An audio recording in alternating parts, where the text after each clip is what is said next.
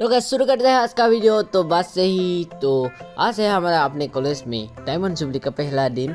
तो गेट से जा रहे हैं हम, और आज के कल्चरल रैली प्रोग्राम में हर कोई बोलो, कोई मिशिंग, कोई बिहू, और ये कर रहे हैं हम ब्रेकफास्ट सुबह के 9 बजे। उसके बाद हमारा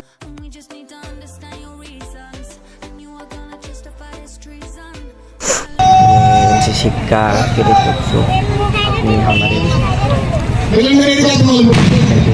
सलामी कर रहा है। ये है बिहू और ये सब देख सकते हो कल्चरल रैली का जो प्रोग्राम हो रहा है, पार्टिसिपेट करने वाले सभी लोग। ये है मैं मतलब क्या यार, मैं कुछ भी कर रहा हूँ। ये जो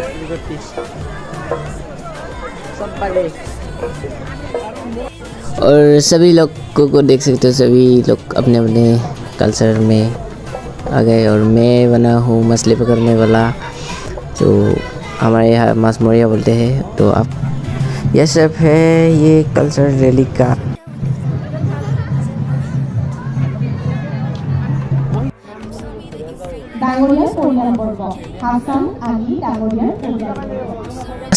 आज का वीडियो यहीं पर ही ख़त्म करते हैं। तो अभी जा रहा हूँ घर, तो बाय बाय।